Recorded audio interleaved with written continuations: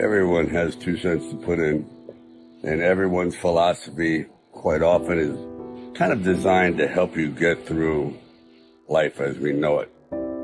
But I was talking about alligator hide, and you have to be tough like that, and resilience to be able to ward off negativity. I mean, people have said to me, words don't mean anything unless they're true. That's not true. Words hurt. Words are the same as a thorn on a rose. They look nice, but boy, some of them can really hurt. Did anyone ever study an alligator, crocodile, and wonder how they survived so many hundreds of millions of years? Thick skin. Thick skin. Almost impervious paint. That is an element that I think is so necessary in this day and age to be successful. Talent. All right. That's a given. You have to have some of that.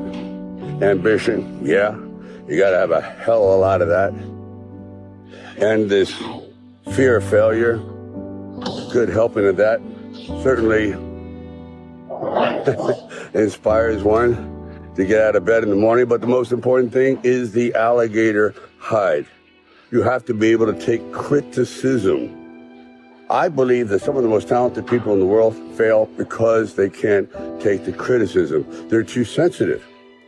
Their artistic part of them just can't withstand the withering intellectual verbal bullets that rip them to shreds. In other words, criticism. Believe me, I was told 1,000 times, well, not 1,000, but a few hundred, you're not cut out for this.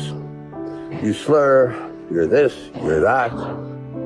We can't fit you into any kind of category. You should really quit. Seriously, but you know what? You should work behind the scenes. And I went, well, yeah, thank you for that. But everything you're saying is bouncing off. It's like bulletproof. And that's what I'm trying to pass on to individuals, that you have to be able to be like a solid tree. We all share certain traits. For example, I don't like to argue. I don't like stress. I don't like conflict. But sometimes you have to face the conflict and the stress and the source of that and get it out of the way. Don't keep it inside. Somehow you have to purge yourself of this thing that's eating you alive. There's different ways of doing it. Getting into someone's grill, or you start to use your head and work your way around the problem without offending anyone, but you're getting your point across. But sometimes you just have to offend someone who's offending you. That's fair. And it takes courage. Actually, it takes courage to do a lot of things. It takes a lot of guts to stay in school. It's courage. It takes courage to get up every morning, and bravery, and pushing yourself when you don't want to go to work, to supply food for yourself and your family. It takes courage to stick your head above the crowd and voice your own opinion, even though it's not a popular one, but it's one that you feel so deep in your soul that you have to get it out. You can't go through life living on lies. Quite often, you just have to stand up and grab life by the throat and not let go until you succeed. Courage. You all have it.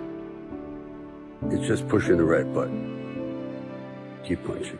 Am I going to be caught in this time warp called the past? Because quite often, let's face it, your problems are from the past.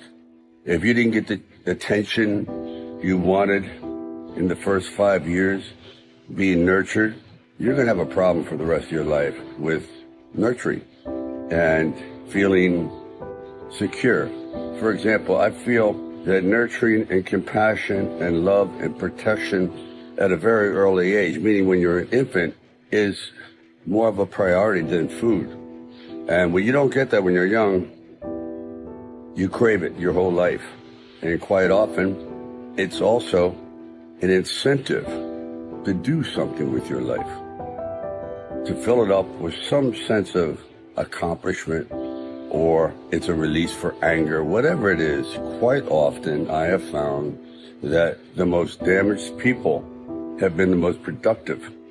I know it's a horrible thing to say, but people that are missing chunks in their heart, gaps in their soul, because they weren't given the love and attention when they were very young, that can't be compensated for.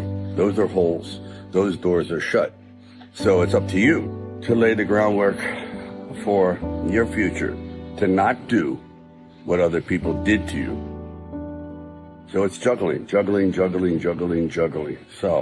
here's to you all, keeping all these objects in the air and knowing that it's never perfect. Life is one big juggling act. It's like, how do you keep all these objects going around, and then when you drop a few, you got to pick it up again? But it's juggling. You juggle happiness with grief. That's a rough one, because grief never goes away. It sort of rises into the clouds, you might say.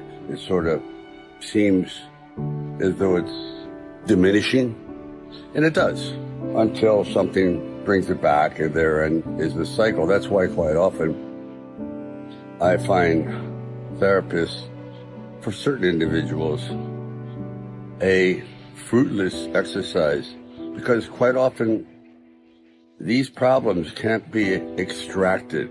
Bad memories can't be pulled out and diminished. They're there. You just have to balance it.